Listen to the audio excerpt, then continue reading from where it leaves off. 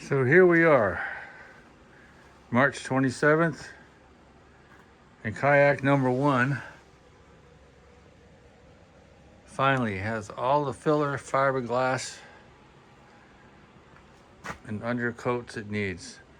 And it has a coat of epoxy paint, sealer, undercoat, call it what you will, top, side, and bottom. It's been a long journey. I haven't worked on it every day. Took it in here, last August, I think, or September. But she's looking pretty darn good. Just finished, so the paint's irregularly drying. You see the shiny spots and the dry spots. It dries to a flat white. And the stuff I use is this right here. That is a 2-part. They say it's an epoxy paint, but you can thin it with brush cleaner. They make special thinners for it, but the brush cleaner works just fine. So I have to get out of here because the air in here is toxic.